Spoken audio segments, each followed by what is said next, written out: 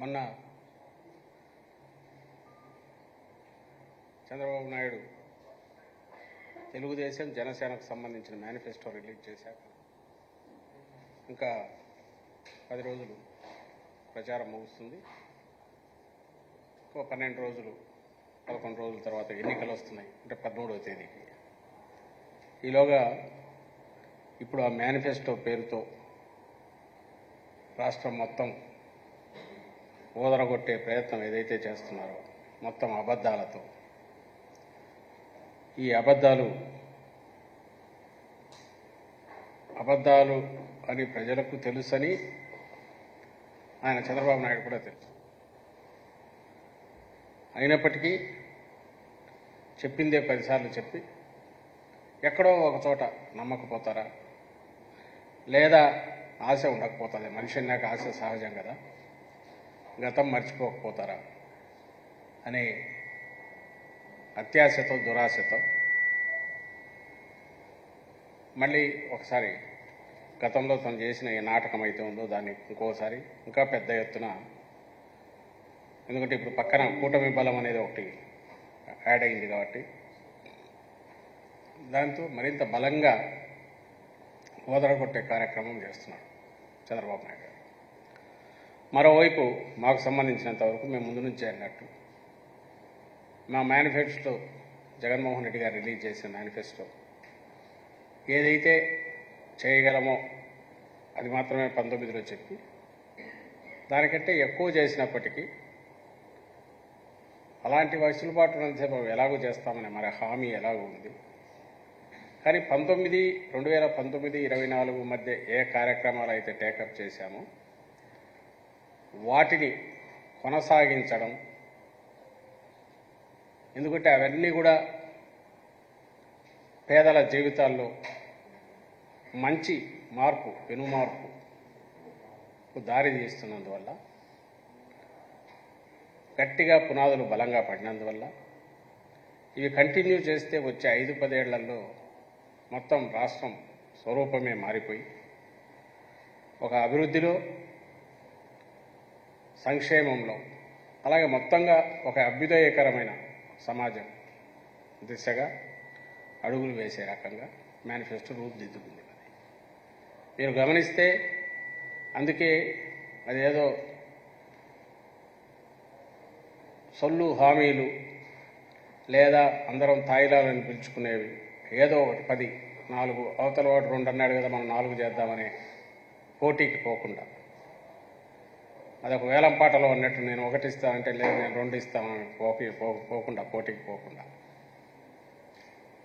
పూర్తిగా నేల మీద నిలబడి ఓ బాధ్యతాయుతమైన రాజకీయ పార్టీగా వైఎస్ఆర్ కాంగ్రెస్ పార్టీ, ఓ బాధ్యతాయుతమైన రాజకీయ నేతగా జగన్మోహన్ రెడ్డి గారు ఈ మేనిఫెస్టోను మొన్న రిలీజ్ చేశారు.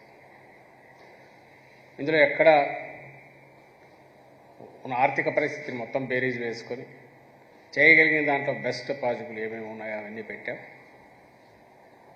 వాటిని అమలు చేయడం అనేది ఒక గ్యారంటీ కూడా, అసలు అవసరం లేదు ఆయన గ్యారంటీ అనేది, అది చెప్పనవసరం లేకుండానే అమలు చేయగలిగినవి చెప్పడంలోనే. ఎందుకంటే అప్పటికే తెలుగుదేశం పార్టీ వాళ్ళ మినీ మహానాడు అంటే ఒక 6 నెలల క్రితమో 7 నెలల క్రితమో మొదలు పెట్టింది. ఒక 6 పాయింట్స్ కింద పెట్టేసి, ప్యాకేజ్ 6 కిందనో ఏదో పెట్టేసి సూపర్ 6 అనే పేరుతో అనౌన్స్ చేసేసింది. సహజంగానే అబద్ధం ఎప్పుడూ అందంగా ఉంటుంది. దానికి మరింత అందమైన ఇవి క్రియేట్ చేసి ఇవన్నీ మేము గ్యారంటీగా ఇస్తామని చెప్తున్నప్పుడు అధికారంలో ఉన్న పార్టీగా ఏ పార్టీ అయినా అయితే దాంతో పోటీకి పడకపోతే ఏమవుతుందో ప్రజలు అటు మొగ్గు చూపుతారనే ఉద్దేశంతో దాన్ని దాటడానికి ప్రయత్నం చేస్తారు. కానీ జగన్మోహన్ రెడ్డి గారు ఆ పని చేయలే. ఎందుకంటే తెలుసు, ఉన్న పరిస్థితి తెలుసు. ఆర్థిక సంక్షోభం, కోవిడ్ తర్వాత ప్రపంచం మొత్తం కూడా కోలుకుంటోంది. మన రాష్ట్రం మినహాయింపు కాదు. అందులోనూ కోవిడ్ ఉన్నప్పుడు కూడా సంక్షేమ పథకాలు వదలకుండా కొనసాగించాం. అలాగే అభివృద్ధి ఎక్కడా ఆగలేదు. అసెట్స్ క్రియేషన్ జరిగింది.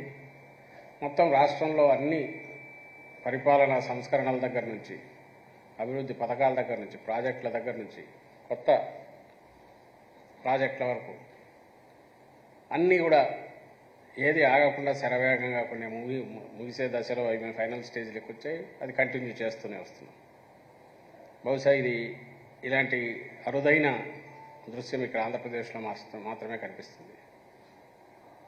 ఇంకా చంద్రబాబుకు సంబంధించి ఆయన అబద్ధాలు కానీ, ఆయన తప్పుడు భాష్యాలు కానీ చెప్పుకుంటూ పోతే చాలా ఉంటాయి.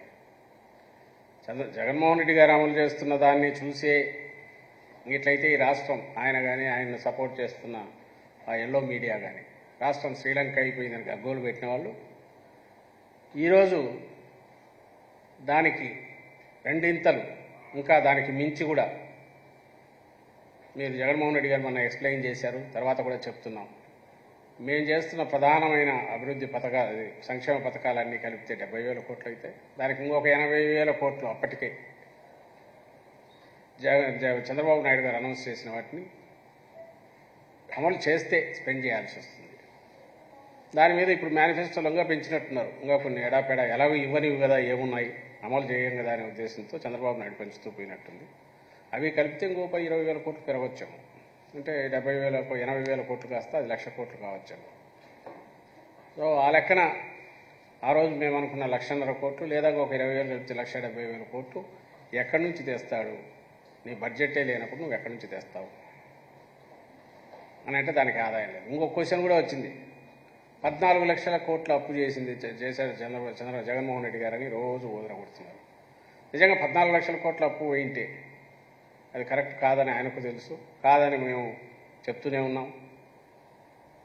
మరి ఇంత అప్పులో ఉన్నది నువ్వు ఇవన్నీ ఎట్లా అమలు చేస్తావు? దానికి ఆన్సర్ లేదు. ఎలాగో అమలు చేసే ఆలోచన లేనప్పుడు ఏముందని నువ్వు ఎడాపెడా చెప్తూ పోయిన అబద్ధాలు నమ్మి ఎవరైనా ఓటు వేస్తే ఆ తర్వాత ఆయన విశ్వరూపం ఎట్లుంటుంది, చంద్రబాబు పాలన ఎలా ఉంటుంది అనే వాటికి కూడా ఎక్కువ వెనక్కు తిరిగి చూడనవకుండా అవసరం లేకుండానే 14-19 మధ్య రాష్ట్రానికి 10 జన్మలు కూడా మర్చిపోలేనంత చేదు అనుభవం మిగిల్చాడు చంద్రబాబు నాయుడు. 14-19 మధ్య చూస్తే అది ఇంకా ఎవరు మర్చిపోలే. అయినా సరే ఆయన ఆ రోజు ఏమి చెప్పినా ఏమి అమలు చేయలేదనే విషయం అందరికీ తెలుసు. ఉదాహరణకు రైతు రుణమాఫీ 87,000 కోట్ల పైన అయ్యేది 5 ఏళ్లు ముగిసే టైంకు 13,000 కోట్ల నుంచి 15,000 కోట్లు ఎంతో అంతవరకే అంచెలంచెలుగా. ఈలోగా దానికి మించిన వడ్డీల రూపంలో రైతులు మునిగినారు. ఈయన మాట నమ్మి రుణమాఫీ అంటే అది రుణం తిరిగి చెల్లించవద్దు, మీరు ఎవ్వరూ కట్టొద్దు నేనున్నానని చెప్పినందువల్ల, కట్టనందువల్ల పీనల్ ఇంట్రెస్ట్ పడి అది కొన్ని వేల కోట్లు, దాదాపు ఇంత అయింటుందేమో తెలిసి, సున్నా వడ్డీ అప్లై కాలేదు, పీనల్ ఇంట్రెస్ట్ పడినాయి. అంతా చేస్తే ఈయన ఇచ్చింది ఇన్స్టాల్మెంట్స్లో ఇచ్చాడు. ఆ తర్వాత పెట్టిన షరతులు మీ అందరికి గుర్తుంటాయి. వడపోత ప్రకటనల్లో ఏమో బంగారం రుణాలు కూడా ఇస్తానని, మీ బంగారం మీకు ఇంటికి తిరిగి వస్తుందన్న పెద్ద మనిషి ఆఖరికి వచ్చేసరికి అవన్నీ తీసేసి దానికి ఎక్కడ లేని, ప్రపంచంలో లేని షరతులు అన్నీ పెట్టి ఆఖరికి ఇచ్చింది అంతే 13,000 14,000 కోట్లు. నిజంగా అది రాకపోతే, ఈయన అది అనౌన్స్ చేయకపోతే రైతులు వాళ్ళ లోన్ వాళ్ళు సరిగా కట్టుకొని ఉండేవాళ్ళు. దానివల్ల సున్నా వడ్డీ అప్లై అయ్యి మిగులు ఉండేది. ఇప్పుడు ఏమైందా, చంద్రబాబు నాయుడు ఇచ్చిన రుణమాఫీ ఆ 15,000 కోట్లతో ఉంటే బహుశా ఆ సున్నా వడ్డీ దీనికి సంబంధించిన కాంపెన్సేషన్ ఏమైనా వస్తే వచ్చిందేమో. ఇంకా డాక్రా వాళ్ళైతే మరీ నేను, ఎందుకంటే వాళ్ళకేమి ఇవ్వలే. వాళ్ళది అప్పట్లో 14,000 కోట్లు ఎంతో ఉంటే అది మొత్తం రుణమాఫీ ఎవరు కట్టొద్దమ్మా అన్నాడు, కట్టించుకోరా. అది మేము వచ్చేసరికి 26,000 కోట్లు అయింది. ఈలోగా డ్వాక్రా మహిళా సంఘాలే ఎత్తిపోయాయి మొత్తం, ఎప్పుడు లేనంతగా ఎన్పిఏలు అయినాయి. అవి సున్నా వడ్డీ ఎగిరిపోయింది. అసలు ఇవ్వలే, సున్నా వడ్డీ ఇవ్వలేదు. పైగా మీరు మర్చిపోండి నేను కడతాననేది అది కట్టలేదు. ఆఖరికి ఆ 26,000 కోట్లు జగన్మోహన్ రెడ్డి గారు ఇట్లా సొల్లు హామీలు ఇవ్వలేదు. ఆయన ఒకటే చెప్పాడు, నేను 4 దఫాల్లో అదే క్లియర్ చేస్తాం, ఆ 26,000 కోట్లు అన్నాడు. అంతవరకు మీ ఏర్పాట్లు మీరు చేసుకోండి, అది మీకే డైరెక్ట్ ఇస్తా అన్నాడు. పూర్తి చేశాడు. అంటే చంద్రబాబు నాయుడు ఇచ్చే హామీ అమలు కానందువల్ల ఏదో వస్తుందనుకునేది రాకపోతే ఒక దెబ్బ అయితే, ఆ హామీ నమ్ముకొని ఏదో తమ బతుకులు తాము బతుకుంటే వాళ్ళకు వస్తున్నది కూడా పొయ్యి, దాని మీద పైగా అప్పులు చేయాల్సిన పరిస్థితి రావడం అంటే అది గోడ దెబ్బ చెంప దెబ్బ అంటారు, 2 దెబ్బలు. ఆయన హామీని నమ్మితే ఏమవుతుంది అంటే కొంప కొల్లేరవుతుంది, బతుకులు దివాలా తీస్తాయి. మన మానాన మనం వదిలితే మన పని మనం చేసుకుంటాం, ప్లానింగ్ ఉంటుంది, దీన్ని ఇట్లా తీరుద్దామంటాం. అంతే. ఇస్తామని ఎవడు పొరపాటున కూడా కట్టొద్దు నేను ఇస్తానంటే సహజంగానే దాన్ని నమ్ముకొని వెయిట్ చేయడం ద్వారా ఎంత దెబ్బ తగులుతుంది అనేది మన రాష్ట్రంలో అన్ని వర్గాల వాళ్ళకు, ఎవరైతే అర్హులైన వర్గాల వాళ్ళకు వాళ్ళందరికీ కూడా ఇది అనుభవం అయింది. ఉదాహరణకు ఇప్పుడే నేను ఈరోజు చూస్తూ మళ్ళీ ఇప్పుడు మేనిఫెస్టో గురించి చూసిన, ఈయన ఏం చేసినాడా అని చూస్తే ఇది చూడండి. ఈరోజు హామీలు సూపర్ 6 అని అడ్వర్టైజ్మెంట్ చూస్తుంటే నాకు గుర్తొచ్చారు. ఇవి ఎక్కడ కూడా మీరు అర్హత ఏందినే చెప్పడు. యువతకు 20 లక్షల ఉపాధి అవకాశాలు, నెలకు 3,000 నిరుద్యోగ భృతి. ఈ 3,000 నిరుద్యోగ భృతి అసలు నిరుద్యోగులు ఎవరు, ఏ బేసిస్ మీద చూస్తావు, నిరుద్యోగ అర్హత ఏమి పెడతావు, 3,000 అందరికీ ఇస్తావా? జనరల్గా సహజంగా ఏమనుకుంటారు, 10th క్లాస్ ఇంటర్మీడియట్ వాళ్ళు కూడా మేము నిరుద్యోగం కింద 3,000 వస్తుంది అంటారు. అలాగే కింద ప్రతి రైతుకు ఏటా 20,000 ఆర్థిక సహాయం. ఏ రైతులకు తెలియదు. సరే, మహిళలకు ఉచిత బస్సు ప్రయాణం, స్కూళ్లకు వెళ్లే ప్రతి విద్యార్థికి ఏడాదికి 15,000, ప్రతి ఇంటికి ఉచితంగా రాశారు. ప్రతి మహిళకు నెలకు 1,500. అంటే మహిళలందరూ అనుకోవడానికి అవకాశం ఉండేది. ఇంత వేగ్గా అందులో యువతకు చూస్తే, గతానుభవం చూస్తే 3,000 రూపాయలు నిరుద్యోగ భృతి అంటే 14లో ఈయన ఏం చేశాడయ్యా అంటే 14లో అక్కడ మీద కనీసం 1,000 నుంచి 2,000 వరకు అన్నాడు. సరే, ఎంతో ఇస్తారులే అని అనుకుంటే 14లో వచ్చినప్పటి నుంచి దాన్ని మర్చిపోయి మా నాయకుడు జగన్మోహన్ రెడ్డి గారు దాని మీద ఒకటే నిలదీసి ఇది చేస్తే మధ్యలో అసలు నిరుద్యోగ భృతి అనే పథకమే లేదని చెప్పి వాళ్ళ మంత్రి అచ్చెన్నాయుడు, ఇప్పుడు ఆ పార్టీ రాష్ట్ర అధ్యక్షుడు, ఆయన చెప్పి ఆ తర్వాత కూడా తప్పదు, ఇది చాలా మనం అందరికీ మేము చేసిన ప్రచారం, వైఎస్ఆర్సీపీ చేసిన ప్రజలందరికీ తెలిసి దీనివల్ల ఇదవుతుంది అనుకొని ఇంకా ఆ తర్వాత పెట్టిన వడపోసుకుంటూ వస్తే 1,000 మందికి పైగా ఉంటే వాళ్ళు వడపోస్తూ ఫస్ట్ 10th ఇంటర్ పై ఎలిజిబిలిటీ లేదు, తర్వాత డిగ్రీ పాస్ అయి ఉండాలా, తర్వాత దానికి సంబంధించినంత వరకు అని 12 లక్షల మందిని ఇంతమంది అర్హులని తెలిసి ఆఖరకు వాళ్ళది కేవైసీ అని అది పెట్టి అవన్నీ చేసి ఆఖరికి ఎంతమందిని తీసుకొచ్చాడు, అది కూడా ఎన్నికలకు 3-4 నెలల ముందంటే 1,62,000 మందినేమో ఫైనలైజ్ చేశాడు. దానికి కూడా ఫండ్ ఎంత పెట్టాడంటే 40 కోట్లు తూతూ మంత్రంగా పెట్టాడు. అది కూడా నాకు తెలిసి ఎన్నికల వరకు అది వచ్చిందో లేదో కూడా నాకు అనుమానమే. 1,62,000 దాంట్లో కూడా ఇంకా ఎంతమందిని వడబోసాడో తెలియదు. అంటే నేను ఎందుకు చెప్తున్నా అంటే 1,000 నుంచి 2,000 కంటే ఏమనుకుంటారు ఎవరన్నా, ఏదో 10th క్లాస్కి 1,000, 1,500, 2,000 అనుకుంటారు. ఎక్కడ కండిషన్ సప్లై అనేది కదా మన డిస్క్లైమర్ లేకుండా మోసం చేసే ప్రైవేటు వ్యాపారి ఎట్లయితే కనీసం సన్న లెటర్స్తో చదవలేనంత లెటర్స్తో కింద పెట్టింటాడు, భూతద్దం పెట్టుకొని చూసేస్తే చిన్న స్టార్ పెట్టి ఎక్కడో ఉంటుంది, వెతుక్కుంటే దొరుకుతుంది కండిషన్ సప్లై అనే దాంట్లో. ఈయనకు అది కూడా ఉండదు. అసలు అర్హులకనే మాట కూడా అన్నాడు. ఎందుకంటే ఎలాగో ఇచ్చేది కాదు, మొత్తం కొట్టు దాని కింద కొట్టేస్తే అదే సరిపోతుంది. మొత్తం ఎంతమంది ఉంటే అంతమందికి అని రాసుకోమంటాడు. నమ్ముతారు, మోసపోతారు. ఇప్పుడు నమ్ముతారు, మోసపోతారని ఆయన అనుకుంటాడు. 14-19 మధ్య నేను యూత్కు సంబంధించే నేను చెప్పాను. యూత్కు సంబంధించి ఈయన చేసిన దాంట్లో ఎక్కడ నిరుద్యోగులు ఎంతమంది, ఆఖరికి నువ్వు ఇస్తానన్నది ఎన్నికలకు 4 నెలల ముందు 1,62,000 దానికి కూడా వాళ్ళ నో యువర్ క్లయింట్ అని కేవైసీ ఏదో పెట్టేసి అది కూడా ఏం తెలుసుకున్న ముగించగలండి. అంటే నువ్వు ఏ బాధ్యత నీకు లేదు, you are not answerable responsible to anything, నువ్వు చెప్పిన దానికి కూడా అనేది as if you have right over the state, హక్కు ఉంది అన్నట్టు, ప్రజలదే బాధ్యత అయినట్టు నిన్ను ఎన్నుకోవడం అనేది. ఎన్నికలు వచ్చేసరికి హడావుడిగా ఏదో హామీలు పెట్టడం, ఆ తర్వాత మళ్ళీ వాటిని చాప చుట్టేసి కట్టగట్టేసి పక్కన పడేయడం.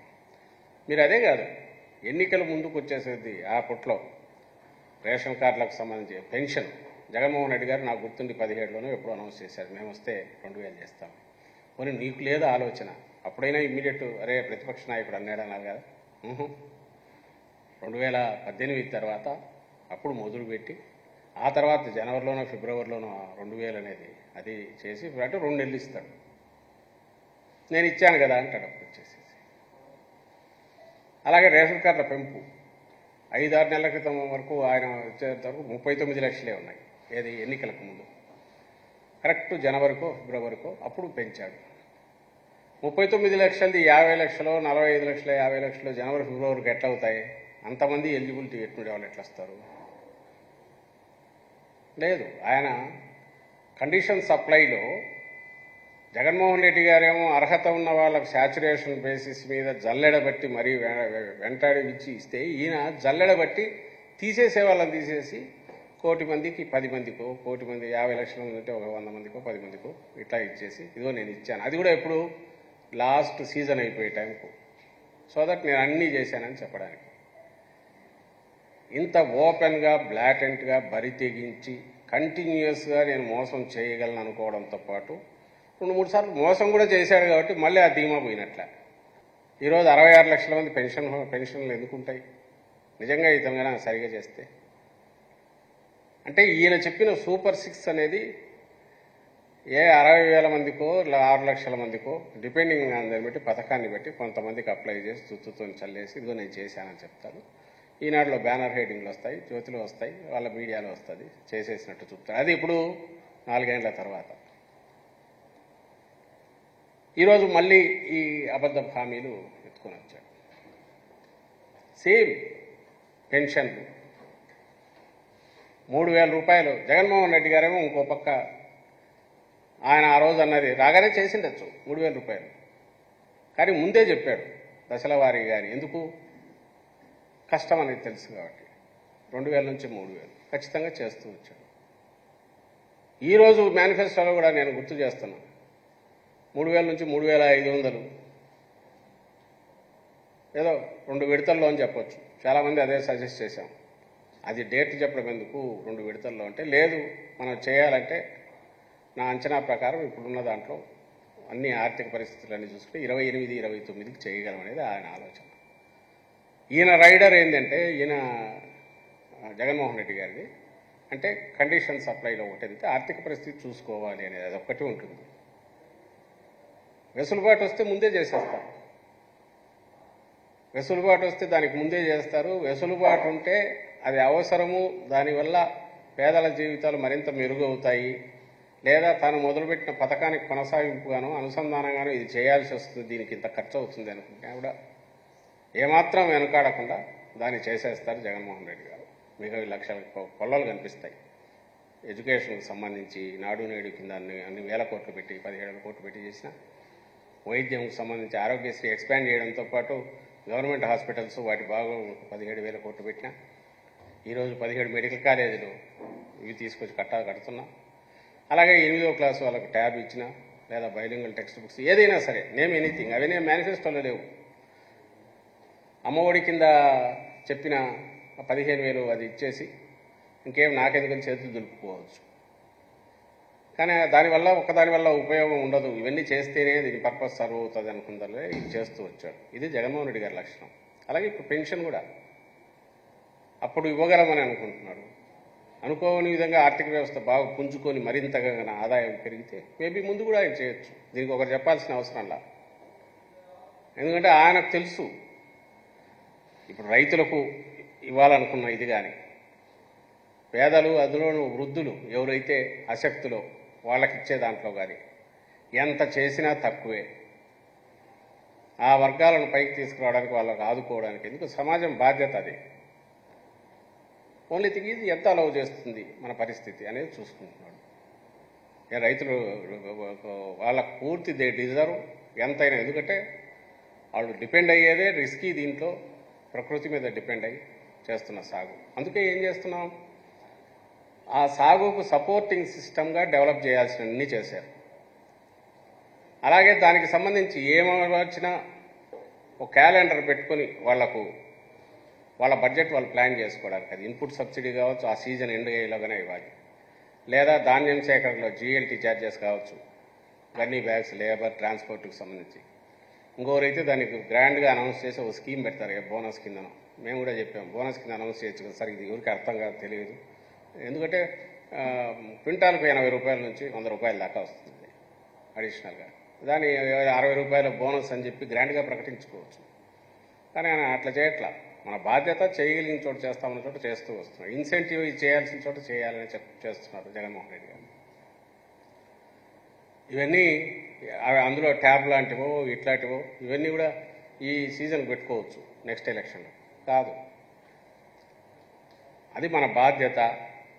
ప్రతిదీ మేనిఫెస్టో అనేది చేయగలిగినవి బ్రాడ్గా, వాటి వల్ల ఆయా రంగాల్లో ఆయా సామాజిక వర్గాలకు ఒక విస్తృతమైంది, ఒక డెప్త్, ఒక ఆలోచన, ఇంతవరకు మనకు సపోర్ట్ గవర్నమెంట్ ఇస్తుందని అంటే వాళ్ళ ఎక్స్పెక్టేషన్స్ కానీ వాళ్ళు చేయాల్సినవి చేసుకుంటుంటారు. ఆ తర్వాత మిగిలిందంతా it is our duty, government's duty అనుకునేది జగన్మోహన్ రెడ్డి గారి తత్వం.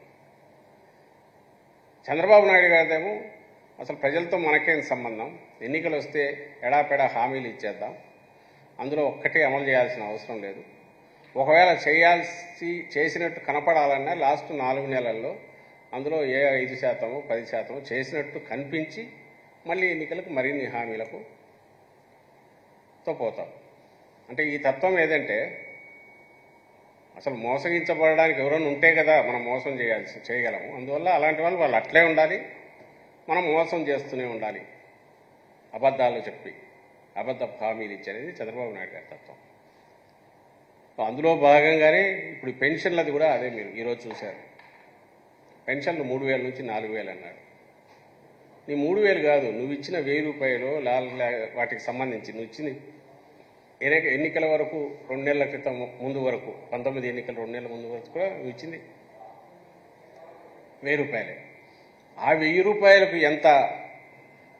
ఎన్ని ఇబ్బందులు క్రియేట్ చేసేవాళ్ళో, ఎన్ని నెలలకు ఒకసారి ఇచ్చేవాళ్ళో, దానికోసం ఎంత తిప్పుకునేవాళ్ళో. నీ 1,000 రూపాయలు లేకపోయినా పర్లేదు, న్యూసెన్స్ అనుకునేదానికి జనమే తప్పుకునేట్టు మనం మీకు వీడియోలో కూడా చూపించాను ఎన్ని కష్టాలు పడాల్సి వస్తుందో నెల తిరిగేసరికి ఆ పెన్షన్ల కోసం. అవి కూడా ఎంతమందికి ఇచ్చాడు? తక్కువ మందికి ఇచ్చాడు. కొన్ని ఇచ్చేది సరిగా ఇచ్చాడా? వాళ్ళ ఆత్మగౌరవం దెబ్బతినకుండా, ఆత్మాభిమానం దెబ్బతినకుండా వాళ్ళకి ఇచ్చాడా? పెద్దవాళ్లకు అందరం వాళ్ళ ఆశీస్సులు కోరాలి. పెద్దవాళ్ళని సమాజానికంతా వాళ్ళ కష్టంతో సమాజాన్ని ఇంతవరకు తీసుకొచ్చిన ఆ పెద్దలు, శ్రమ మీద డిపెండ్ అయ్యి ఇప్పుడు శ్రమ చేయడానికి శక్తి కూడా లేని వాళ్ళు, సమాజం అండగా ఉండాల్సిన ఆ వృద్ధులను వాళ్ళతో ఆడుకున్నాడు. ఇప్పుడు ఆడుకుంటున్నాడు. పేరుకి ఇక్కడ 4,000 అన్నాడు. ఇంకో పక్క అవి వాళ్ళకు రావాల్సినవి జగన్మోహన్ రెడ్డి గారు నిజంగా ఎట్లా గౌరవించాలా వాళ్ళను సమాజం అనుకుంటామో ఆ రకంగా వాలంటీర్లను పెట్టి ఇంటి దగ్గరికి ఫస్ట్కి వాళ్ళకి వెళ్ళి ఇచ్చి, ఇంట్లో మన తల్లులను చూసుకున్నట్టు, మన తల్లిని చూసుకున్నట్టు అంత గౌరవంగా జగన్మోహన్ రెడ్డి గారు చూసుకుంటే, ఆ ఉన్న వ్యవస్థను అది తనకు చెడ్డ పేరు వస్తుంది, లేదంటే తన మంచి పేరు అంతా జగన్మోహన్ రెడ్డి గారికి పోతుంది అని ఒక డమ్మీ దీన్ని పెట్టించి ఎన్నికల కమిషన్ కంప్లైంట్ ఇప్పించి, ఆ నిమ్మగడ్డ రమేష్ తన ఏజెంట్ లాంటి నిమ్మగడ్డ రమేష్లతో, టీడీపీ ఏజెంట్ లాంటి కార్యకర్త లాంటి నిమ్మగడ్డ రమేష్ తదితరులతో అదే పనిగా ఒక సంస్థను పెట్టించి దాని మీద ఎడాపెడా లీగల్ బ్యాటిల్ చేసి సుప్రీంకోర్టుకు పోయి ఆ లాయర్లందరూ చంద్రబాబు పెట్టకపోతే వీళ్ళు పెట్టుకుంటారు, ఆ రిటైర్డ్ ఆఫీసర్లు వాలంటీర్లను, వాళ్ళను వ్యవస్థను పక్కన పెట్టేంత వరకు తోసి, ఏది మన పెన్షన్లకు సంబంధించి ముఖ్యంగా అవి కాక చాలా సేవలు చేస్తున్నారు వాళ్ళు. మొత్తుకొని చెప్పాము, అయ్యా నువ్వు ఈ 2 నెలల్లోనే వాళ్ళు ఇన్ఫ్లుయెన్స్ చేసేది ఏంది, చేసింటే ఇప్పటికే చేసింటారు కదా, ఒకటి ఇంతకంటే ఎక్కువ బెనిఫిట్స్ అందుకున్న వాళ్ళు వాళ్ళే ఇన్ఫ్లుయెన్స్ అయ్యి ఉంటారు కదా, నువ్వు వాళ్ళని ఎట్లా మారుస్తావు, వాళ్ళని కూడా వ్యవస్థలోంచి తప్పిస్తావా? ఈ 66 లక్షల మంది వృద్ధులను కానీ ఇతర బెనిఫిషరీస్ని కానీ అది నీ వల్ల అవుతుందా? అనవసరమైన ఇది సిస్టమ్ జరగొడుతున్నావు. మళ్ళీ నువ్వే ఆ పాపం చేసిన వాడు అవుతావు, జాగ్రత్త అని హెచ్చరించావు.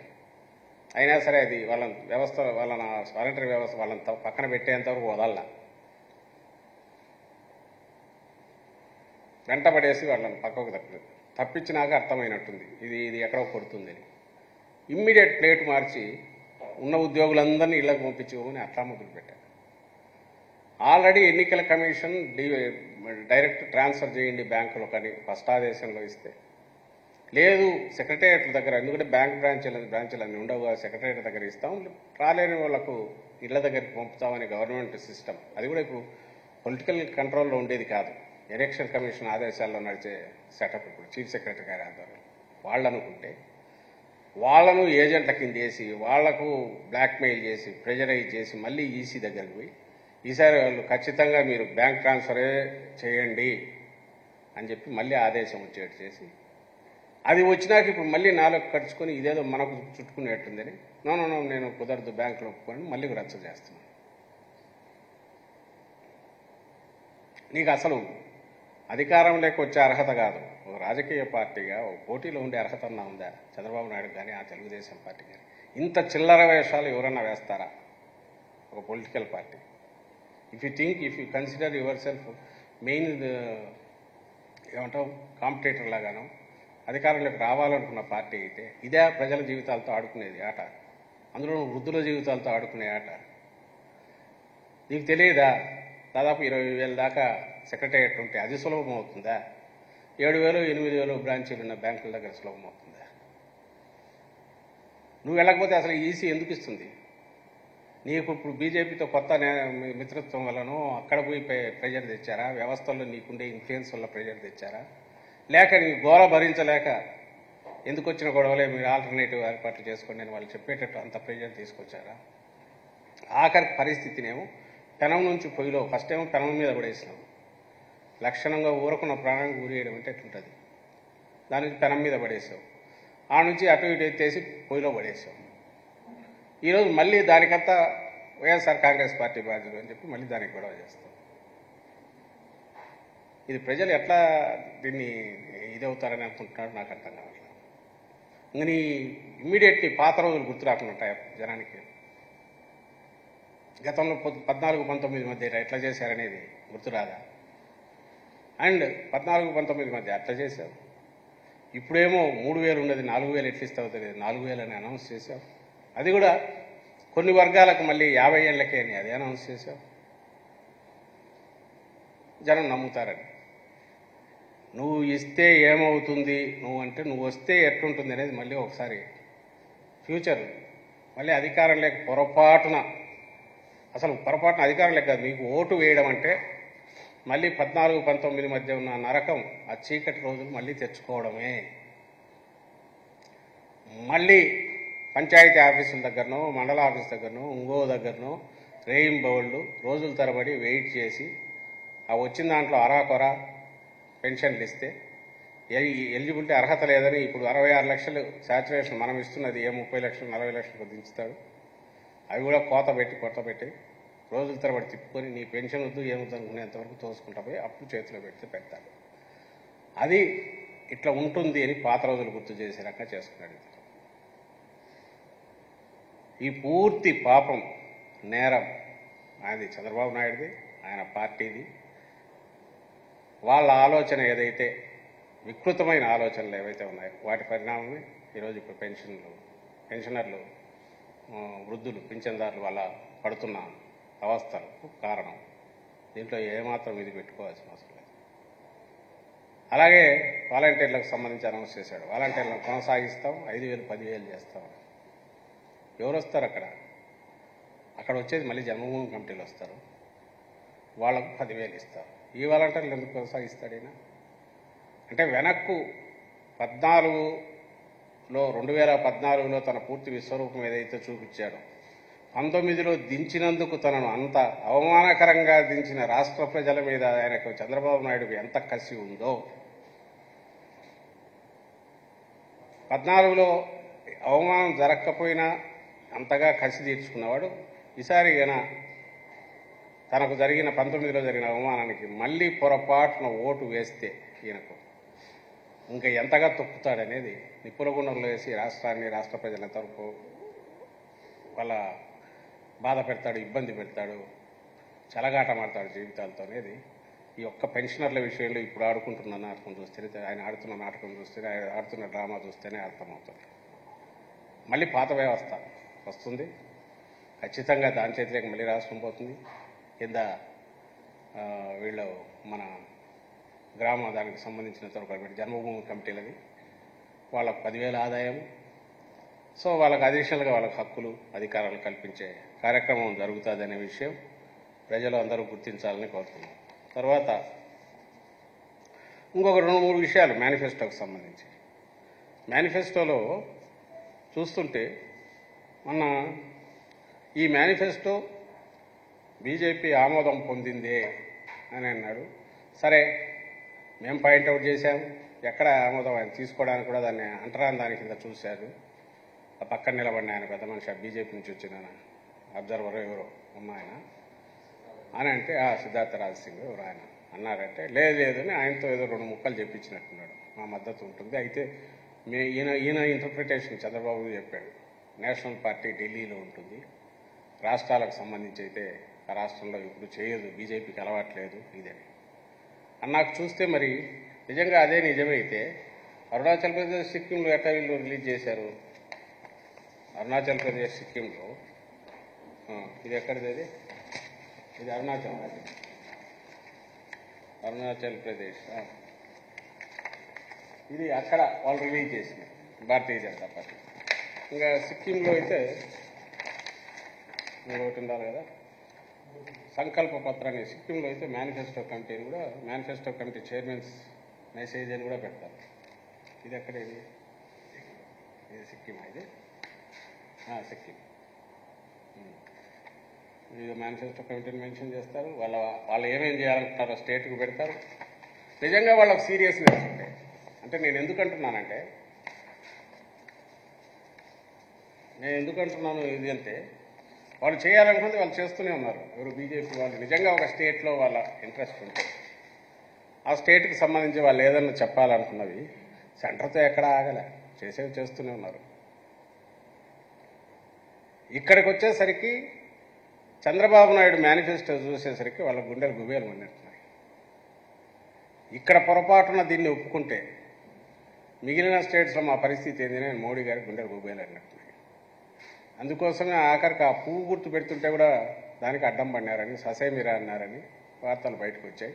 3-4 గంటలు డిలేడ్గా వచ్చారు. అది మొత్తం ఆ ప్రహసనం చూస్తే, మేనిఫెస్టో రిలీజింగ్ దాన్ని చూస్తే అసలు దీనికి బీజేపీ మద్దతు లేదు కదా, యాక్చువల్ దాన్ని వాళ్ళు డినై చేస్తున్నారనేది ఎక్కువ ప్రస్ఫుటంగా కనిపిస్తుంది. మద్దతు లేకుండా న్యూట్రల్గా ఉండడం కాదు, మాకొద్దు, మేమైతే దీన్ని ఓన్ చేసుకోమనేది స్పష్టంగా చెప్పారనేది, సూటిగా చెప్పారు అనేది ఆ ప్రహసనం ద్వారా మనకు కనిపిస్తుంది. అయినా సరే ఈయన బహుశా పెట్టుకుందే వాళ్ళని పక్కన దారికి పెట్టుకున్నట్టున్నాడు. అంటే మోడీ, నేను ఫ్రెండ్స్, అక్కడి నుంచి డబ్బులు బాగా వస్తాయి, వచ్చినవన్నీ నేను ఇంప్లిమెంట్ చేస్తాను అని చెప్పుకోవడానికి వాళ్ళని పొత్తులో పెట్టుకున్నట్టున్నాడు. వాళ్ళతో ఆటలాడుతున్నాడేమో నాకు అనిపిస్తుంది. అంతకుమించి వాళ్ళ నుంచి పెద్ద ఎక్స్పెక్ట్ చేస్తున్నట్ల. వాళ్ళు ఇంకా తెలివైన వాళ్ళు కాబట్టి ఇదేదో పెద్ద దీంతో మనం ముంచేట్టున్నాడు ఇతనని చెప్పి పక్కకు తప్పుకున్నట్టున్నారని నాకు అనిపిస్తుంది. అందులో 14లో వాళ్ళ పేర్లు వాడుకొని ఒక లెటర్ రాసి అప్పుడు పెట్టాడు. అందులో ఒక్కటంటే ఒకటి అమలు చేయలేదు. 3 సెంట్ల స్థలం కానీ, ఇంకేదో గ్యాస్ సబ్సిడీ కానీ, ఇంకా ఇట్లాంటివి ఏవో ఉన్నాయి దాంట్లో ఆయన పెట్టిన వాటిలో, నిరుద్యోగ వృత్తి కానీ, ఇవన్నీ జగన్మోహన్ రెడ్డి గారు ఈ మధ్య చూపిస్తున్నారు, మేము చూపిస్తున్నాం. ఇదేదో 14లో ఇది చేశాడు, అప్పుడు ఈ 3 ఫోటోలు పెట్టుకున్నారంటే ఈ దుంపదగా ఈసారి కూడా మళ్ళీ ఇది చేస్తాడేమో, వద్దు మా ఫోటో వద్దని తీసేసుకున్నారు. ఇంకేం చెప్పినా మీరు కొట్టుకోండి అన్నారు. అంటే అది ఒక కృత్రిమ మ్యారేజ్ వీళ్ళకి జరిగింది. చంద్రబాబు నాయుడు తన అవసరం కోసము ఏం చేశాడో, ఏ రకంగా వాళ్ళ కాళ్ళు పట్టుకున్నాడో, గడ్డం పట్టుకున్నాడో మొత్తం మీద తెచ్చి జట్టులో చేర్చుకున్నాడు తప్ప పవన్ కళ్యాణ్ అంటే ఆయన చేసేది ఉంది. ఈయన తరఫున నేను ఇంతకుముందు ఎప్పుడు అన్నట్టు 100% సబ్సిడీ ఇంకోరా అలాంటిదో తను అవుట్ సోర్సింగ్ ఏజెన్సీలో తన అవసరం కోసం పెట్టుకున్న క్రియేట్ చేసుకున్న ఒక పాత్ర ఆయనకి ఇచ్చాడు. కాబట్టి ఆయనకు ప్రత్యేకంగా ఒక హక్కులు అధికారాలు ఉంటాయనో తను ఐ రిజర్వ్ మై రైట్ అనగలలోనే నేనైతే అనుకోవట్లా. సో ఇంతవరకు వచ్చాక ఏం ఫోటో పెట్టుకుంటే ఏమైంది, పెట్టుకోకపోమని ఆయన పక్కన నిలబడినట్టున్నాడు. ప్లస్ ఆయన పూచిపోయినా పడకపోయినా ఫరక్ అయ్యేది ఏం లేదు. కానీ బీజేపీది ఏదో కావాలి కాబట్టి అది ఎత్తి చూపినందుకు జగన్మోహన్ రెడ్డి గారిని బండబూతులు చెప్తూ మళ్ళీ ట్వీట్లో 10 నిమిషాల్లో పెట్టారు. అయ్యా మీ దానికి బీజేపీ సెంటర్లో ఉన్న బీజేపీ మద్దతు కూడా లేదు, వాళ్ళు డినై చేస్తున్నారంటే ఇంకా దానికి నీవు తల్లి చెల్లి నీకు ఇది లేదు, ఇది ఒక లెక్క అంటే తిడతా ట్వీట్లు కూడా పెట్టినారు. అంటే ఎంత సెన్సిటివ్గా రియాక్ట్ అవుతున్నారో చూడండి. వాళ్ళకు కావాల్సిన మొహమాటానికైనా సరే బీజేపీ దీనికి మద్దతు ఇస్తుంది అని చెప్పించడం కోసం ఎన్ని పాటలైనా పడైనా సరే, ఎందుకంటే జనం లేకపోతే అడుగుతారు కాబట్టి ఆ ఒక్కటి క్రియేట్ చేసుకోవడానికి ఎన్ని అగచాట్లు పడినారో బీజేపీ అంతకు ఇంకా బండగా ఇంకా క్రూడ్గా దీంతో మాకు సంబంధం లేదని వాళ్ళు కూడా ఎక్స్ప్రెస్ చేశారు. ఇది ఆ రోజు జరిగిన ఇది ఎందుకు నేను చూపుతున్నామంటే వాళ్ళు స్టేట్కి సంబంధించి మేము ఎప్పుడు ఇవ్వమనేది అబద్ధం. ఈయన లేదు వీళ్ళు ఎప్పుడు జాతీయ స్థాయి అంతర్జాతీయ స్థాయి స్టేట్ వదిలేస్తారు మాకే వదులుతారని చెప్పడం అదే అబద్ధం. అలాగే చంద్రబాబు నాయుడు దీనికి పూర్తి మద్దతు బీజేపీ ఉంది అనడం అది ఇంకా అబద్ధం. అది చెప్పడానికి నేను ఇంత ప్రయాసపడి మీకు ఎక్స్ప్లెయిన్ చేస్తున్నాను. ఇకపోతే ఇంకోటి మూడోది, ఇది నిజానికి దీనికి కూడా ఈయన ఆన్సర్ ఇవ్వాలి. మీరు గమనిస్తున్నారు గత కొద్ది రోజులుగా ఒక అబద్ధం దాన్ని ఎంతగా జనంలోకి తీసుకెళ్లి కన్ఫ్యూజ్ చేయొచ్చు, గందరగోళపరచవచ్చు అనడంలో ల్యాండ్ టైటిలింగ్ యాక్ట్ మీద వాళ్ళు చేస్తున్న ప్రచారం. సరే నేను దాని లోతుకు పోదలుచుకోవాలా, ఒక్కటే నేను చెప్పదలుచుకుంది. జగన్మోహన్ రెడ్డి గారు కూడా ఎక్స్ప్లెయిన్ చేశారు. అంటే నువ్వు దేన్నైనా ఒక దాంట్లో అపోహ ఉంటే తొలగించవచ్చు. ఇందులో మాకు అపోహ ఉందంటే దాన్ని తొలగించవచ్చు, ఎక్స్ప్లెనేషన్ ఇవ్వచ్చు. లేదు దానివల్ల ఇలా అనర్థాలు జరిగే అవకాశం ఉంది అంటే కాదు ఎందుకో అని చెప్పచ్చు. లేదు మేము చేసేసి ఉంటే నువ్వు చేసిన దానిలో జరిగాయన్న చూపిస్తే దాని గురించి ఏదో ఎక్స్ప్లెనేషన్ సంజాయిషి ఇచ్చుకుని చేతులు కట్టుకుని ఇవ్వచ్చు. అలా కానిది అసలు యాక్ట్ అనేది అది ఉన్నా దానివల్ల ఎవరో ఒక వ్యక్తి ముఖ్యమంత్రి కావచ్చు, ఇంకొకరు కావచ్చు, ఒక వ్యవస్థ కబ్జాలు చేసి అమ్మేసుకుంటారు అనేంతవరకు ప్రచారం తీసుకెళ్ళి ఒక రాజకీయ పార్టీ కాదు సభ్య సమాజంలో ఉండే ఒక వ్యక్తి అయినా సరే, సభ్య సమాజం అనే మాట ఎందుకు వాడుతున్నానంటే నువ్వు సమాజంలో అన్రెస్ట్ క్రియేట్ చేసే వాళ్ళని నేను అనుకునేవాడు తప్ప. ఏదైనా ట్రస్ట్ మీద నడిచేది, అసలు వ్యవస్థలన్నీ నడిచేదే ట్రస్ట్ మీద నడుస్తాయి. లేకపోతే సిటిజన్ ఎందుకు అవాయిడ్ అయి ఉంటాడు? ఏదైనా రూల్ పెడితే గవర్నమెంట్ అంటే ఆ పని చేయాలి అంటాడు. నువ్వు ఆ వ్యవస్థ మీద కూడా నమ్మకం పోయే రకంగా ప్రచారం జగన్మోహన్ రెడ్డి అసలు మేనిఫెస్టోలో పెడతాడండి. కబ్జా చేస్తాడు, వేలాది దీనిలో చేస్తాడని. ఇంకా సరే ఇంకా అట్లాంటి బూతులు సైకో ఇది పాలన అంటారు, వాళ్ళ ఇష్టం. అది మేనిఫెస్టోలో ఉంటుంది అయితే నేను ఎప్పుడు అనుకోలే. వైకాపా గూండాలని రాస్తారు. మేనిఫెస్టో అనేదానికి వేరే అర్థం మా అందరి దృష్టిలో ఉండేది, ప్రజల దృష్టిలో ఉండేది. చంద్రబాబు దృష్టిలో ఉండేది అది బూతు పత్రం. ఆ బూతు పత్రం అంటే మేనిఫెస్టో అంటే అది బూతు పత్రం, దాంట్లో రాసినవన్నీ బూతులు. ఎందుకంటే ఏది అమలు చేయడు కాబట్టి అవన్నీ రాసి కబ్జాలను రాసి ఆఖరికి దాంతోపాటు మేము వస్తే ల్యాండ్ టైటిలింగ్ యాక్ట్ రద్దు చేస్తాము అని అంటాడు. కాదు బాబు, అది బీజేపీ అక్కడ ఉన్న బీజేపీ ప్రభుత్వం వాళ్ళ నుంచి వచ్చింది మోడల్ కానీ డ్రాఫ్ట్ ఆర్డర్ కానీ, అందులో దాని ఇంప్లిమెంటేషన్ కూడా జరగట్లేదు, కోర్టులో ఉందని ఎంత చెప్పినా దానికి అసలు పట్టించుకోవాలి. అయిపోయి ఇప్పుడు ఇంకా ఏదేదో చెప్తున్నాను, మీ పిల్లలకు ట్రాన్స్ఫర్ చేయలేరు, మీ అమ్మ లేరు, మీరు ఇంకోటి చేయలేరు. దీనికి ఏమని ఆన్సర్ ఇవ్వాలా? ఒక అబద్ధపు దానికి, లేని దానికి నువ్వు అలాంటి ఆరోపణలో చేసి కన్ఫ్యూజ్ చేసి ప్రజల్లో గందరగోళం క్రియేట్ చేస్తే దానికి ఆన్సర్ ఏమని ఇవ్వాలి? అందుకే ఇది బీజేపీ చేసింది. బీజేపీ చేసిన దానికి బీజేపీ మీ కూటమిలో ఉంది, నువ్వేమో ఇక్కడ రద్దు చేస్తానంటున్నావు. సాక్షాత్తు ప్రధాని మోడీ గారే ఆయన డైరెక్షన్ మేరకే అది నీతి ఆయోగ్ తయారు చేసిన డ్రాఫ్ట్ యాక్టు, మోడల్ యాక్టు. అది కూడా మీరు చూడండి, చూపించదు. పెట్టండి, ఏది పెడతావు ఫస్ట్. ఇది 25/11/2019 మీకు అది చూస్తే కొంచెం పెద్దది అవుతుందా? అంతేనా? ఒక కమిటీ ఫామ్ చేస్తుంది నీతి ఆయోగ్. దాంట్లో ఏముంటుంది? In persons of the decision held in a meeting of the Cabinet Secretary dated 10/10/2019 at the Cabinet Secretariat, the CEO Niti Aayog in a meeting on 16/10/2019 constituted a committee to draft the Model Act and the rules on conclusive land titling with the following composition అని committee మెంబర్లు ఈయన V K Agarwal అని former special chief secretary government of Telangana ఆయన చైర్మన్గా పెడుతూ ఒక కమిటీని వేస్తాడు. ఇది ఎప్పుడు 25/11/2019 అంటే గవర్నమెంట్ వచ్చిన తర్వాత ఇది చీఫ్ ఎగ్జిక్యూటివ్ ఆఫీసర్ నీతి ఆయోగ్కు 26/11 ఈ వికే అగర్వాల్ ఆయన చైర్మన్ ఆయన రాస్తాడు. ఆయన ఈ మాదిరి అన్ని వీఆర్ పర్సూయింగ్ ఇట్ అంటూ also enclosed is a copy of the law drafted by the state of Maharashtra for the same purpose, which is presented as an alternative అంటూ పాయింట్స్ అవి చెప్తూ ఆయన ఒకటి పంపిస్తారు. అంటే మహారాష్ట్రలో ఆల్రెడీ ఒక డ్రాఫ్ట్ తయారు చేసినారు, దాన్ని తీసుకుని ఇది బాగుండేది. నెక్స్ట్ ఇంకోటి వస్తుంది, ఇది వచ్చి ఇంకోటి ఏదన్నా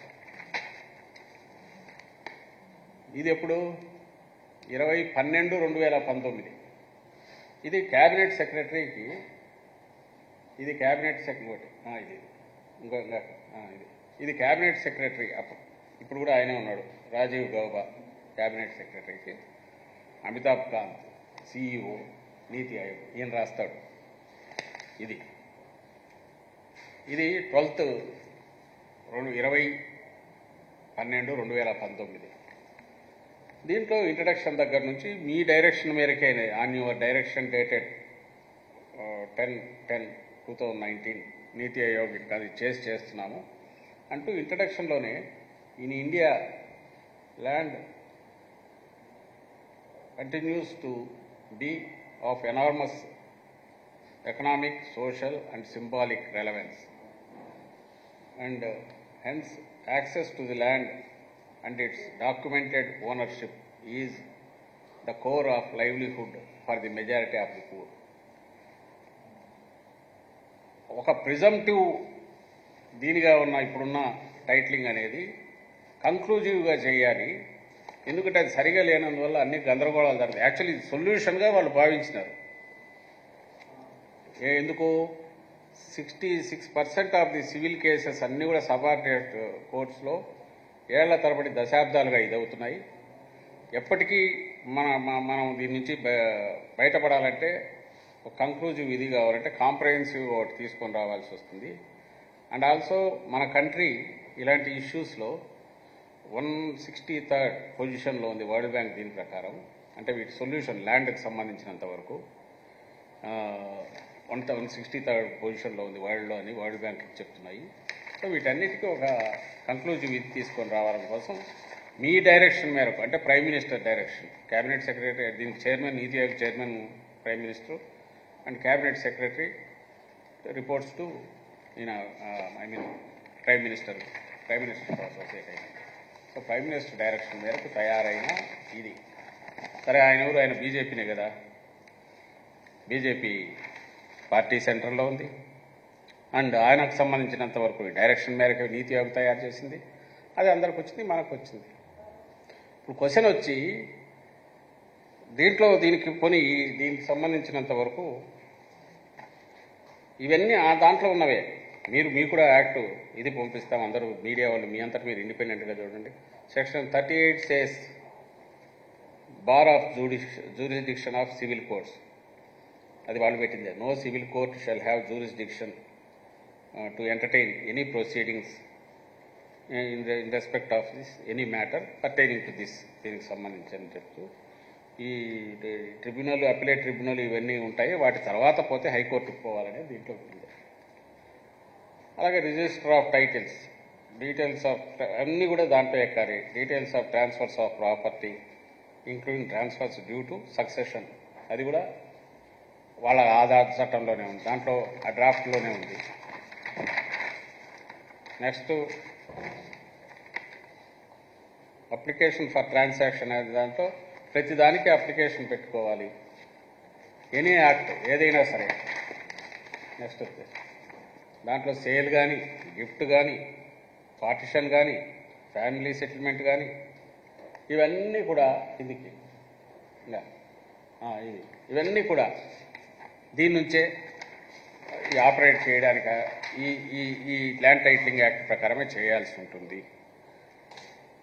వీళ్ళు ఏదైతే ఈరోజు ఆరోపణ చేస్తున్నారో ఏది ఎవరికి ఇవ్వడానికి లేదు, నీ భూమి నీది కాదు, నీ కూతురికి ఇవ్వలేవు, కొడుకుకి ఇవ్వలేవు, నువ్వు అమ్మలేవు, ఇదే అంటున్నారు. లేదంటే అది ఇప్పుడు కుదరదు. 22A ఉంటే చేయడానికి లేదు, డిస్ప్యూట్ ఉంటే చేయలేవు, ఎక్కడన్నా మార్టిగేజ్ చేస్తే దాంట్లో రిజిస్టర్ ఆఫీస్లో ఎక్కితే చేయలేవు. ఇక్కడికి వచ్చేసరికి ఏదంటే ఇప్పుడున్నవన్నీ నోషనల్ దీనికి ఉంటున్నాయి. అక్కడ ఉన్నంత స్థలము ఉండదు, లేదా అక్కడ పెట్టిన దానికి సంబంధించి ఒక దాంట్లో ఉంటే ఇంకొక లేయర్లో ఉండదు.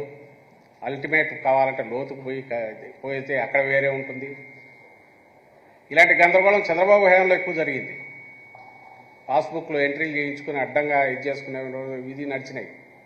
వీటన్నిటికీ కంక్లూజివ్ దీనిగా చేయాలన్నారు. ఈ స్పిరిట్ యాక్చువల్లీ ఇంప్లిమెంట్ కావాలంటే దీన్ని ఇన్ స్పిరిట్ అంటే దాని స్ఫూర్తి అది నిలబడి ఇన్ లెటర్ అండ్ స్పిరిట్ అంటే చట్టమే కాకుండా ఇంప్లిమెంట్ చేయాలంటే సమగ్ర సర్వే జరిగి కంక్లూజివ్గా మన ఫిజికల్ ఆన్ గ్రౌండ్ పేపర్ మీద ఉండేదాని మీద డిస్ప్యూట్స్ ఉన్నాయి.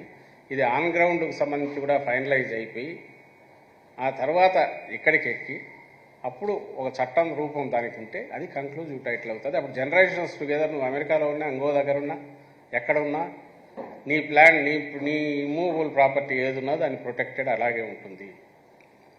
అది జరగాలంటే దీనికి ముందు ప్రీ రిక్విజైట్ నేను అనుకోవడము సమగ్ర భూ సర్వే జరగాల. అది ఇప్పుడు మన ప్రభుత్వం మాత్రమే చేస్తుంది. జగన్మోహన్ రెడ్డి గారి ఆధ్వర్యంలోనే జరుగుతోంది. ఎవరు ఇంతవరకు ఆ సాహసం చేయలే. ఇప్పుడు 5-6 వేల విలేజెస్ అయిపోయినట్లున్నాయి. అంటే కరెక్ట్ కొలుచుకుంటూ వస్తున్నారు. ఎక్కడికక్కడ ఉంటే అది ఫిక్స్ చేస్తున్నారు. ఇది ఇంకా ఫ్యూచర్లో ఎన్ని పార్టిషన్స్ అయినా ఆటోమేటిక్ దానికి ఒక యూనిక్ నెంబర్ వస్తుంది. దాని తర్వాత దానికి కనెక్టివ్ పార్టిషన్లు వస్తుంటాయి. అంటే యూ కెన్ రెస్ట్ అష్యూర్డ్ అంత కన్క్లూజివ్గా ఉంటుంది. సేమ్ ఇక్కడ అదే. అంటే ఏదైతే ప్రిజంప్టివ్గా ఊహాజనితంగా ఉండేదాన్ని కంక్లూజివ్గా ఒక టైటిల్ను క్రియేట్ చేసే ప్రయత్నం మనం చేయట్లా. అక్కడ ఉన్న సెంటర్లో ఎవరున్నారంటే బీజేపీ ప్రభుత్వము, మోడీ నాయకత్వం ప్రభుత్వం వాళ్ళు చేస్తున్నారు. అటు అందరి స్టేట్స్కి వచ్చింది. మన స్టేట్లో కూడా దాన్ని చేసి ఇప్పుడు దాని మీద అపోహలు కోర్టు కూడా సబ్మిట్ చేశారు. అపోహలు ఏదున్నా కూడా వాటిని ఇచ్చేసిన తర్వాత ప్రస్తుతానికి దాని జోలికి పోవట్లేదని కూడా చెప్పారు. ఒకవేళ ఏదన్నా అలాంటిది ఉన్నా ఇది ఓపెన్ ట్రాన్స్పరెంట్గా జరుగుతున్న ఒక యాక్టివిటీ. ఇది ఇప్పుడు వీళ్ళు రాసుకున్నదైనా ఏది చూసినా అడ్డగోలుగా అవకతవకలుగా ఎవరో ఒక అధికారో లేక ఇంకో లిటిగెంటో ఇంకోడో డిస్ప్యూట్ రైజ్ చేసేది కాకుండా పర్మనెంట్ సొల్యూషన్ వెతికే దిశగా జరుగుతున్న ప్రయత్నం ఇదైతే పూర్తి దానికి విరుద్ధంగా నువ్వు ఇది వస్తే భూములన్నీ ఇదైపోతాయని నేను ఈ కమ్యూనిస్ట్ దీని నుంచి వినేవాడిని. 55లోనూ 51లో జనరల్ ఎలక్షన్లో కమ్యూనిస్టులు వస్తారనుకున్నప్పుడు ఒక ప్రచారం చేసినారట. కమ్యూనిస్టులు కానీ అధికారంలోకి వస్తే పుస్తలు తెంచుకొని పోతారు, పెండ్లాలను కూడా జాతీయం చేస్తారు, భార్యలను, ఎందుకంటే వాళ్ళంతా నేషనలైజ్ చేస్తారనే ప్రచారం చేసి కన్ఫ్యూజన్ అంతగా క్రియేట్ చేశారట. సొసైటీలో చాలామంది ఏమో జరుగుతుందేమో అంటే దోపిడీ దొంగలు వెంట పడతారన్నట్టు ప్రచారం చేశారట. అది ఇండిపెండెన్స్ వచ్చిన 5 ఏళ్లకో ఎప్పుడో 4-5 ఏళ్లకు. That we can understand. ప్రజలు కూడా అంత అప్పటికి తెలిసి ఉండదు. గవర్నమెంట్ అంటేనే అది చాలా ఇంకా ఫ్లెడ్జిలింగ్ దీంట్లో ఉన్నది. ఎందుకంటే బ్రిటిషర్స్ పెట్టింది రెవెన్యూ వసూళ్ళకి వాళ్ళు పెట్టుకుంది. అంతకుమించి వాడేం పెద్ద మొత్తం కాంప్రహెన్సివ్గా వెల్ఫేర్ స్టేట్ అది లేదు. ఇప్పుడు ఇన్నేళ్ళు అయిపోయి 77 ఏళ్ళు అవుతారట ఇప్పటికి. ఈ రోజుకు నీలాంటి వాడు చంద్రబాబు నాయుడు లాంటి వాడు ఇంత బరి తెగించి అబద్ధాలు ఆడడం అంటే ఈ చట్టం వస్తే జగన్మోహన్ రెడ్డి మొత్తం ల్యాండ్ అంతా కబ్జాలు చేస్తాడు, మీ ల్యాండ్ మీది కాదు, ఆయన చేసుకుంటాడు, వేలాది ఎకరాలు లక్షలాది ఎకరాలు అమ్మేసుకుంటాడు, మార్టిగేజ్ చేస్తాడంటే ఇదేదన్నా సివిల్ సొసైటీనా ఇంకోట కాదా? నువ్వు ఒక రాజకీయ నాయకుడిగా చంద్రబాబు నాయుడు, నువ్వు అసలు ఒక రాజకీయ నాయకుడిగా రాజకీయాల్లో ఉండడానికైనా అర్హత ఉందా నీకు కానీ నీ పార్టీలో ఉండే ఎవరికైనా? ఉందా? అదొక ఆస్పెక్ట్ అయితే ఇప్పుడు నువ్వు ఎవరితో పొత్తు పెట్టుకున్నావు? బీజేపీతో. మరి నువ్వు అడగాల్సింది ఎవరిని? బీజేపీని అడగాల. అయ్యా ఇది చేసినారు, మరి ఇది పెడితే మీరంతా అమ్ముకోవడానికి పెట్టినట్టున్నారు అని. అంటే మోడీ అక్కడ దేశంలో ఉండే ల్యాండ్ అంతా మోడీ అమ్ముకుంటాడు, లేదా ముఖ్యమంత్రి కొంత అమ్ముకోనో ప్రధానమంత్రి కొంత అమ్ముకోవాలా? మరి ఆయన మీద అటాక్ పెట్టాలా? బీజేపీ స్టేట్ యూనిట్ మీద అటాక్ పెట్టాలా? మీ పార్టీ ఇట్లా చేసిందని అసలు బీజేపీ వాళ్ళు దాని మీద స్టాండ్ చెప్పాలా? స్టేట్ యూనిట్ బీజేపీ దీని మీద స్టాండ్ చెప్పాలా? ఎందుకంటే మేనిఫెస్టోలో పెట్టారు. లేదు మేనిఫెస్టో మాకు సంబంధం లేదు కదా వాళ్ళంటే కూటమిలో అసలు ఉండడానికి వీల్లేదు. నీకు హామీలతో సంబంధం లేదు, చంద్రబాబు ఇచ్చిన హామీలతో. ల్యాండ్ టైటిలింగ్ యాక్ట్ రద్దు చేస్తానన్నాడు, దాంతో మీకు సంబంధం లేదు. ఇది ఏదో ఒకటైతే క్లారిఫికేషన్ రావాలిగా. బీజేపీ నేషనల్ వాళ్ళ యూనిట్ వాళ్ళన్నా, నేషనల్ పార్టీ అన్నా దీని మీద క్లారిఫికేషన్ ఇవ్వాలా? లేదా పొత్తులో ఉన్న మాకేం సంబంధం అనడానికి తప్పించుకోవడానికి లేదు, పొత్తులో ఉన్నారు, స్టేట్ యూనిట్ అన్నా వాట్ ఈజ్ వాట్ అన్నా చెప్పాలా? లేదు అని అంటే చంద్రబాబు ఎవరిని చేయడు, తన పొత్తు లేదు, కూటమి లేదు, అది ఊరికి పైపైన దీనికోసం పెట్టుకుని తప్ప వీళ్ళ మధ్య ఏమీ లేదనుకోవాలా? ఈయన ఇండిపెండెంట్గా ఆయన పవన్ కళ్యాణ్ ఉన్నారు, వాళ్ళు ఇచ్చేస్తున్నారు అనుకోవాలి. ఏది మన ల్యాండ్ టైటిలింగ్ యాక్ట్ వాళ్ళంతా వాళ్ళు రద్దు చేస్తున్నారు అనుకోవాలి. Is he not responsible, answerable? అలాగే BJP is it not responsible? వాళ్ళు ఒక్కరన్నా మాట్లాడుతున్నారా స్టేట్ లీడర్స్ దాని గురించి? ఎత్తి చూపిన తర్వాత కూడా అయ్యా ఇది దీని మీద మేమేమి వెనక్కి పోయి ఏదో తప్పించుకుని బాగా ఇచ్చేయట్లేదు. ఓ రెస్పాన్సిబుల్ సెంట్రల్ గవర్నమెంట్ అక్కడ చేస్తే ఓ రెస్పాన్సిబుల్ స్టేట్ గవర్నమెంట్ అన్ని చోట్ల దాన్ని ఎట్లయితే డ్రాఫ్ట్లు తయారు చేస్తున్నారు ఇక్కడ చేస్తున్నారు. ఓ మంచి ఉద్దేశంతో అక్కడ తయారు చేశారనే ఉద్దేశంతో మంచి ఉద్దేశంతో ఇక్కడ చేస్తున్నారు. దీంట్లో ఏమైనా అప్రహెన్షన్స్ ఉంటే అవన్నీ వచ్చిన తర్వాతనే act implementation subject to other states అన్నీ కూడా చేసేదాన్ని బట్టి చాలా ఎక్సర్సైజ్ జరగాల. అలాంటి దాని మీద ఇంత అడ్డగోలుగా చేసి ఇచ్చేయడం అంటే ఇంతకంటే ఘోరం ఏమైనా ఉంటుందా? అంటే ఒక మనిషిని అంచనా వేయడానికి, నమ్మాలా లేదా అనడానికి ఏమైనా ఉంటే ఈ మనిషిని అయితే ప్రపంచంలో దేనికి నమ్మలేము చంద్రబాబు నాయుడు అనే దాంట్లో ప్రతి అడుగులో, ప్రతి మాటలో, ప్రతి చర్యలో గతంలో రుజువు చేసుకున్నాడు, ఇప్పుడు ఇంకా ఎక్కువ చేసుకుంటున్నాడు. బహుశా 2099లో కూడా ఇంత దిగదారి అబద్ధ ప్రచారాలు, ఐవీఆర్ఎస్ కాల్స్ పెట్టి నోటికి చోటు మీ భూమి అయిపోయింది, అమ్మేశారని చెప్పి ఈరోజు ఏదో ల్యాండ్ గ్రాబింగ్ యాక్ట్ అంట. హెడ్డింగ్ చూస్తే land titling act, land grabbing act. అంటే మోడీ దేశంలో భూములన్నీ గ్రాబింగ్ చేయడానికి ఆయన అనుకున్నాడని నేను అనుకుంటుంటే ఆయన క్వశ్చన్ చేయాలి పోయి బీజేపీని, నీతి ఆయోగ్ను, మోడీని. ఖచ్చితంగా దీని మీద అయితే బీజేపీ స్టేట్ యూనిట్ కానీ వాళ్ళ నేషనల్ పార్టీ కానీ ఎక్స్ప్లెనేషన్ ఇవ్వాలి. సేమ్ కేసు విత్ వాళ్ళ పాలసీకి సంబంధించి మైనారిటీ రిజర్వేషన్లు 4%. వాళ్ళు ఖచ్చితంగా ఒక పక్క రీట్రేట్ చేస్తున్నారు, వాళ్ళ స్టేట్ యూనిట్లో కూడా చేసినట్టున్నారు, సోషల్ మీడియా దీంట్లో పెట్టారని అన్నారు. 4% రిజర్వేషన్లు అయితే ఉండవు మైనారిటీస్ కానీ. మరి నీ స్టాండ్ ఏంటి? కూటమి నువ్వే చెప్తున్నావు, తెలుగుదేశం అనట్లే. 14లో కాదు 14లో అన్నప్పుడు ముగ్గురు కలిసినప్పుడు తెలుగుదేశం పార్టీ ప్రభుత్వం, తెలుగుదేశం పార్టీ అనేవాళ్ళు. ఇప్పుడు ఏమంటున్నారు? ఇప్పుడు కూటమి, నన్ను చూడొద్దు, ఎన్డీఏ కూటమి, ఇది కూటమి అని అంటున్నాడు. మరి కూటమి అయితే 4% రిజర్వేషన్ రద్దు చేస్తామని కూటమిలో ప్రధాన పార్ట్నర్ అయిన మొత్తం చక్రం తిప్పే మోడీ, బీజేపీ, అమిత్ షా వాళ్ళు అంటుంటే నువ్వు ఇప్పుడు ఇక్కడ నువ్వు ఈ స్టేట్లో ఉన్నావు, నువ్వు ఇక్కడ చిన్న స్టేట్లో నువ్వు ఇక్కడ పట్టుకుని వాళ్ళ మీద డిపెండ్ అయినా నువ్వు అనుకోని కూటమి నువ్వు చెప్తున్నప్పుడు నువ్వు దీనికి అడ్డం పడగలవా? ఏ రకంగా పడతావు? దాని మీద కూడా బీజేపీ వాళ్ళు క్లారిఫికేషన్ ఇవ్వాలా. ఒక పక్క అతనేమో నేను అది జరగనివ్వ, నేను ఉన్నంత వరకు అంటున్నాడు. నువ్వు జరగనిచ్చేది ఏంది? కూటమిలో వాళ్ళు మెయిన్ పార్ట్నర్ అయినప్పుడు, లేదా కూటమిలో వాళ్ళు లేరన్నా చెప్పాలా? వాళ్ళన్నా దాని మీద క్లారిఫికేషన్ ఇవ్వాలా? ఈ రెండు అంశాలు ఖచ్చితంగా చంద్రబాబు నాయుడు మాట మీద ఎవరు నమ్మడు, చిన్న పిల్లవాడు కూడా నమ్మడు. కాబట్టి బీజేపీనే క్లారిఫికేషన్ ఇవ్వాలి. ల్యాండ్ టైటిలింగ్ యాక్ట్ వాళ్ళ సెంట్రల్ గవర్నమెంట్లో ఉన్న మోడీ ప్రధానిగా ఉన్న బీజేపీ ఆధ్వర్యంలోని గవర్నమెంట్ అది ఇనిషియేట్ చేసిందా లేదా? మరి ఇనిషియేట్ చేస్తే వాళ్ళ కూటమిలో ఇక్కడ స్టేట్లో పార్ట్నర్గా ఉన్న తెలుగుదేశం పార్టీ దాన్ని రద్దు చేస్తానంటోంది. దాని మీద నీకు స్టాండ్ ఏంటి బీజేపీ? రెండు, ముస్లిం మైనారిటీల ముస్లింలకు సంబంధించిన రిజర్వేషన్ 4%. మీరైతే అంటే బీజేపీ జాతీయ నాయకులు అందరూ కూడా తెలంగాణ వరకు మా పక్కన వరకు కూడా 4% రిజర్వేషన్ లేదు, ఉండదు, మేము బతికినంతకాలం అయితే అది ఉండదు అని వాళ్ళు చెప్తున్నారు. మరి ఇక్కడ ఈయనేమో నేను అది ఇక్కడ రానివ్వలే, డోంట్ వరీ అంటున్నాడు. మరి దాని మీద వాళ్ళ స్టాండ్ ఏంటి బీజేపీ? ఎందుకంటే ఈయనేం మాట్లాడు, కన్వీనియంట్గా దాన్ని చాప కింద తోసేసుకుంటా పోతాడు. చెప్పాల్సింది వాళ్ళు బీజేపీ నాయకులు, రాష్ట్ర నాయకులు చెప్పాలా, రాష్ట్ర యూనిట్ యాజ్ సచ్ పార్టీ చెప్పాలా, అఫీషియల్ స్టేట్మెంట్ ఇవ్వాలా, సెంట్రల్ పార్టీ కూడా వాళ్ళు ఇవ్వాలని డిమాండ్ చేస్తున్నాం. Thank you.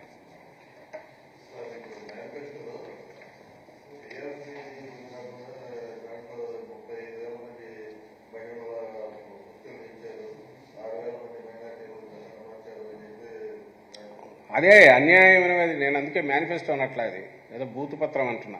ఎందుకంటే వైకాపా గుండాలంటారు, ఎవరో ఇండివిజువల్ ఎక్కడ మర్డర్లు జరిగితే అది దెర్ ఈజ్ ఎ సెటప్, కోర్టులు ఉన్నాయి, వాళ్ళందరినీ తీసుకొచ్చి వైకాపా గుండాలను శిక్షిస్తామంటారు. ఇవన్నీ అంటే ఏదైతే రాయకూడదో కబ్జాలు అనడం కూడా అదేమన్నా మాట వాడే మాటేనా? ఎవరు అధికారంలో ఎవరున్నా దానికి సంబంధించి నువ్వు కాంక్రీట్గా ఏదైనా చెప్పేటప్పుడు ఏదన్నా అన్న ఇది ఉంటుంది. కానీ ఇక్కడ అసలు ఏమీ లేకుండా వేగంగా రాయడం, సైకో పాలన అనడం, నీకు నువ్వు నిర్వచనాలు ఇచ్చుకొని అవన్నీ తెచ్చి రుద్ది ఇది మేనిఫెస్టో అని చెప్పి దాన్ని జనమోహనం కొట్టేసి ఆ తర్వాత ఇంకా నీ సూపర్ 6 అని అవన్నీ ఎందుకు పనికిరాని కొరగాని ఇవి అబద్ధాలన్నీ తీసుకొచ్చి అవి పెట్టి రాష్ట్రాన్ని, ప్రజలను, 5 కోట్ల మందిని అడ్డంగా మోసం చేయాలనే ప్రయత్నం, అలాగే అధికార పక్షం మీద జగన్మోహన్ రెడ్డి గారి మీద ఉన్న వ్యక్తిగత కోపం, కసి అన్నీ కూడా దాంట్లో ఆ బూత్ పత్రంలో రాయడం, ఇవన్నీ ఆయన అన్నిటికంటే నేను అన్నట్టే ల్యాండ్ టైటిలింగ్ యాక్ట్ మీద అడ్డగోలు ఆరోపణలతో IVRS కాల్స్ ప్రజలను భయపెట్టే రకంగా పూర్వం జరిగేవి ఇట్లాంటివన్నీ. ఏదో పల్లెల్లో ఓ స్త్రీ రేపు రాని ఇట్లా రాసి భయపెట్టారు, అక్కడేదో వచ్చినారనే వాళ్ళు. ఈ ఈనాడులో అప్పుడు వచ్చేది నాకు బాగా గుర్తు, పైన ఏదో స్కైలాబ్ అని చిన్నది ఒకటి పెడితే రాష్ట్రమే పోతుంది అని చెప్పి బెదరగొట్టి రాష్ట్రాన్ని అల్లకల్లోలం చేస్తున్నారు 70s. అంతా చేస్తే అది 30 కేజీలు ఎక్కడ పడింది అది. దానివల్ల రాష్ట్రం అంతా ప్రాణాలు పోతాయని అప్పుడు పూజలు, టెంపుల్స్లా, అప్పుడు ఇంకా ఇంత టెక్నాలజీ రాలే, సోషల్ మీడియా రాలే. ఆ పత్రికే దిక్కుమాలిన పత్రికే అప్పుడు దిక్కు రాష్ట్రానికి, ఎందుకంటే పదంలో వేస్తే అదే వచ్చేది. సో దాంట్లో అది పడితే మొత్తం ప్రపంచం నాశనం అవుతుందని దాని మీద బిల్డప్ ఇచ్చిన వాళ్ళు ఇచ్చిన బిల్డప్కు నాకు బాగా గుర్తు. అప్పుడు కొత్తగా ఈనాడులో చేరినా, జర్నలిజంలో అప్పుడు వచ్చి ఈనాడులో చేరినా. రాష్ట్రంలో ఏ టెంపుల్స్లో చూసినా ఆఖరు దశలో ఉన్నట్టు సెలవులు పెట్టి ఊర్లోకి వచ్చేసినారు, ఉద్యోగాలు మానేసి వచ్చినారు. మీకు 79 80 ఇప్పుడు చూస్తే 79 అప్పుడు పత్రికలు చూస్తే దొరుకుతాయి మీకు. ఆహాకారాలు, ఇంకా ప్రాణాలు పోయినాయి అనుకున్నారు, ఇంకా ప్రపంచం అంతం అయిపోయిందని, ఇంకా మనం చచ్చిపోతున్నామని అంతవరకు తీసుకుపోయాడు. సేమ్ ఇప్పుడు ఆ ల్యాండ్ టైటిలింగ్ యాక్ట్ మీద కూడా అంతవరకు తీసుకుపోతున్నారు. అంటే భయపడాలా ప్రజలు, మా భూమి ఎక్కడికి పోతుందో, ఎవడో దోచుకుంటాడని భయపడాలా? ఆ భయం పెట్టడం అనేది కేవలం ఈ పరికమాలను అదే అధికారంలోకి అడ్డంగా రావాలని ఆయన పెట్టుకున్న దీంతో ఆ ఎక్స్టెంట్కి పోతున్నాడు. ఎవ్వరూ అసలు క్షమించరాని తప్పు చేస్తున్నాడు చంద్రబాబు నాయుడు ఆ విషయంలో. ఆల్రెడీ చేశాము. ఇప్పుడు ఏ వ్యవస్థ అయినా ఎవరైనా దాని మీద రియాక్ట్ కావాలని ఒక లెవెల్ ఊహించిన వాటి మీద రియాక్ట్ అవుతారు. ఇదిగో ఈ పొరపాట్లు జరుగుతాయని దానికి ఏదో యాక్షన్ చర్యలు ఉంటాయి. ఇప్పుడు ఇంత చండాలమైన దరిద్రపు ఆలోచనతో చేసి, వికృతమైన ఆలోచనతో ప్రజలతో, రైతులతోనూ, ఈ ప్రాపర్టీ హోల్డర్స్తోనూ, రాష్ట్ర ప్రజలతో ఆటలాడుకునేంతవరకు పోతాడని ఎవరు ఊహిస్తారు? ఇట్లాంటివి మాట్లాడు. దీన్ని చెప్పాలన్నా కూడా ఏం చెప్పాలని అర్థం కావట్లేదు.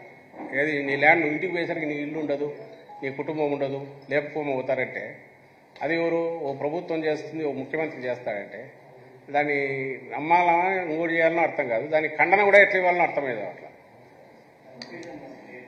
కన్ఫ్యూజను, భయము, భయాందోళనలు ఇవి క్రియేట్ చేయడంలో వాళ్ళకున్న ఎక్స్టెన్సివ్ ఇదంతా కూడా పూర్తి ఉపయోగిస్తున్నారు.